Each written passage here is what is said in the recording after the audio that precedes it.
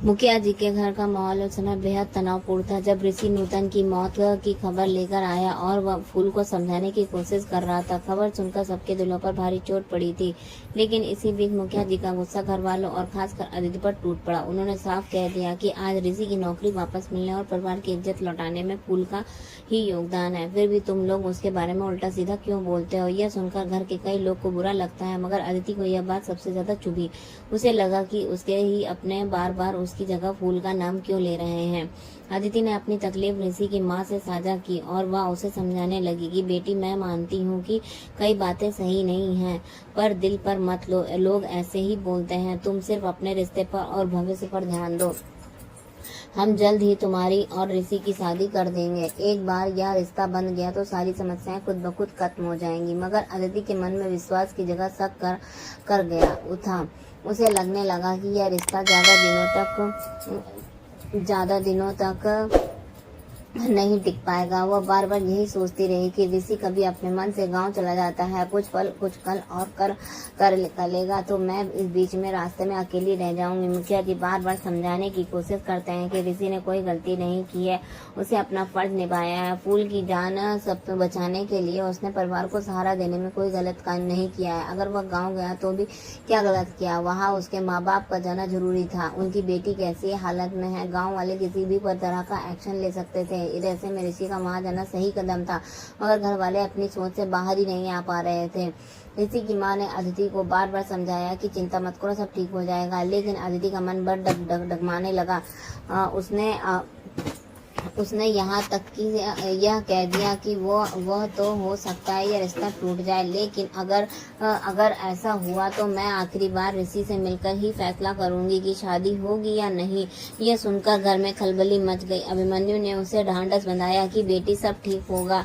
उसके मासूम चेहरे ने सबको दुखी कर दिया था। इधर दूसरी तरफ अस्पताल में ऋषि फूल के पास पहुंचा और उसने दिलासा देने लगा। फूल बार बार पूछ रही थी कि उसकी माँ क्यों नहीं आई, तो ऋषि ने बहाना बना दिया कि उनकी तबीयत थोड़ी खराब है, इसलिए वह नहीं आ सकी।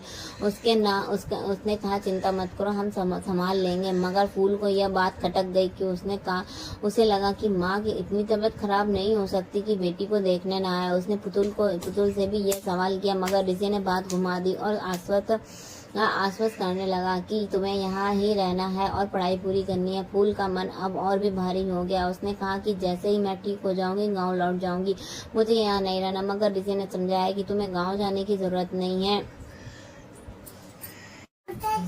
मैं हूँ, यहाँ सब संभाल लूंगा। तुम मेरे घर में रहकर पढ़ाई कर सकती हो और अपने सपने को पूरा कर सकती हो। फूल ने हैरानी से पूछा कि अचानक आप मेरे बारे में इतना ध्यान क्यों देने लगे? पहले तो आप मेरा चेहरा भी देखना पसंद नहीं करते थे, फिर आज ऐसा बदलाव क्यों? ऋषि ने इस सवाल को कोई सीधा जवाब नहीं दिया, बल्कि उसे ढांढस बनाता रहा। असल में ऋषि ने नूतन से वादा किया था कि वह उसकी बेटी को पूरा सपना पूरा करेगा, लेकिन वह सच्चाई किसी से साझा नहीं कर सकता था। फूल के मन में शक था, मगर ऋषि हर तरफ से कोशिश कर रहा था कि वह शक हकीकत में बदल जाए। वह सच्चाई को छुपाने में लगा था, क्योंकि नूतन अब इस दुनिया में नहीं रही थी।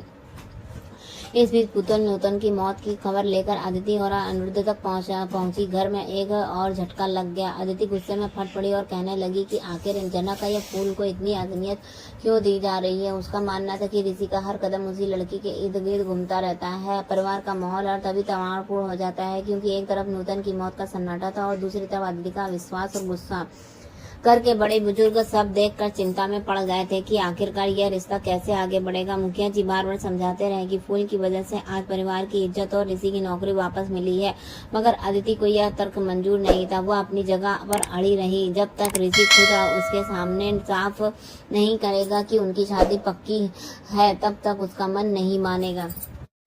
उधर अस्पताल में फूल बार बार गांव लौटने की जिद कर रही थी। उसे लग रहा था कि उसकी मां की बीमारी की बात सिर्फ एक बहाना है। ऋषि उसे शांत करने की कोशिश करता रहा, मगर फूल मन में यह शक मिट नहीं रहा था। वह सोच रही थी कि आखिर क्यों यह सब कुछ छिपाया जा रहा है। ऋषि ने उसे समझाया कि तुम बस पढ़ाई पर ध्यान देना, बाकी सब मैं देख लूंगा। ऐसे में दोनों तरफ हालात उलझे ही जा रहे थे। एक और घर में अदिति का विश्वास और गुस्सा रिश्ते को तोड़ने की कगार पर ले आया था, तो दूसरी ओर अस्पताल में फूल को सच्चाई से दूर रखने की कोशिश हो रही थी।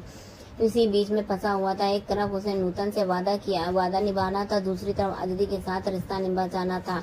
लेकिन सच को हमेशा छिपाने के लिए उसके लिए भी आसान नहीं था।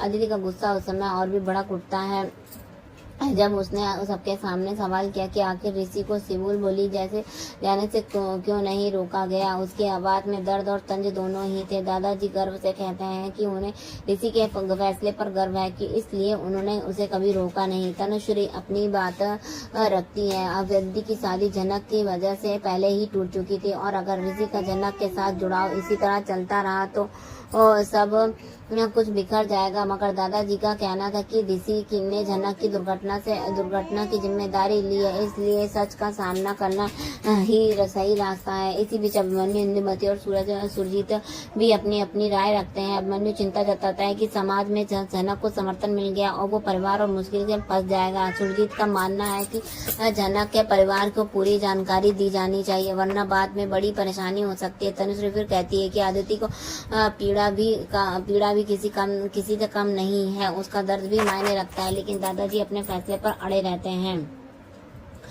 नूतन की मौत ने सबको तोड़कर रख दिया था। ऋषि ने भारी मन से नूतन का पत्र अनिरुद्ध को सौंपा। अनिरुद्ध उसे चेतावनी देता है कि अगर यह पत्र कभी खोला गया या इसके बारे में किसी को पता चला तो पूरा परिवार बर्बाद हो जाएगा। मगर ऋषि निर्भीक होकर कहता है कि सच सामने आना जरूरी है। वह सीधा सवाल करता है कि जनक तुम्हारी ही बेटी है, फिर भी तुम उसे जिम्मेदारी क्यों नहीं स्वीकारते। अनिरुद्ध चुप हो जाता है। वह असली में सच को सामने लाता है और जनक का जैविक पिता अनिरुद्ध बोस है, जबकि अदिति और अर्शी उनकी दूसरी बेटी है। यह खुलासा परिवार को हिलाकर रख देता है।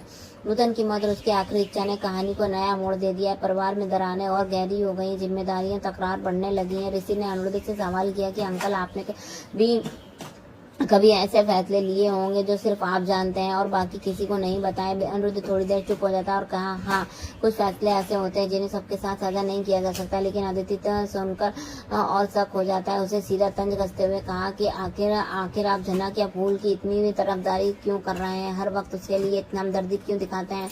जरूर इसके पीछे कोई राज है। उधर फूल भी अस्पताल में बार बार कहती है कि आदिति दीदी टेंशन मत लो, अब जैसे मैं ठीक हो जाऊंगी वापस गाँव चली जाऊंगी। यह सोच भी नहीं पा रही थी कि उसके नाम को लेकर इतनी बहस क्यों हो रही है। ऋषि उसके सवालों का जवाब ठीक से दे नहीं पा रहा था।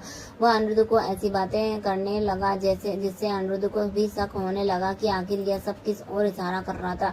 मगर पुतुल ने तुरंत बीच में आकर वह बात संभाल ली और कहा कि आप लोग यहाँ पर झगड़ा मत कीजिए, अस्पताल का माहौल पहले ही तनावपूर्ण है। अनिरुद्ध ने भी कोशिश की मामला शांत हो जाए, लेकिन ऋषि ने भी वही दोबारा कहा कि अंकल कुछ फैसले ऐसे होते हैं जिन्हें सबके साथ साझा नहीं किया जा सकता। आपने भी अपने समय में ऐसा ही किया होगा। अदिति को यह सुनकर और शक हुआ कि उसके पिता आखिर ऋषि की तरफदारी क्यों कर रहे हैं। उसने सोचना शुरू कर दिया, कहीं उसके पिता और ऋषि के बीच कोई ऐसा राज तो नहीं जो वह जानती नहीं है।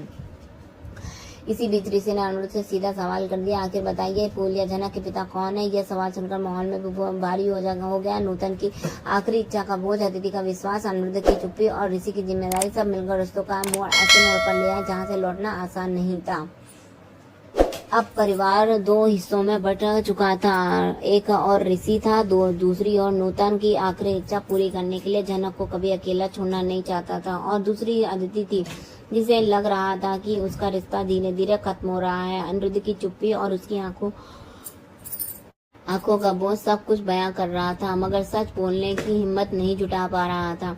यहाँ से कहानी की जिम्मेदारी और रिश्तों की टकराहट ने एक नया मोड़ लिया। ऋषि अब दोहरी लड़ाई लड़ रहा था। एक तरफ नूतन से किया वादा निभाना और जनक का सहारा बनना, दूसरी तरफ अदिति और परिवार का विश्वास बचाना।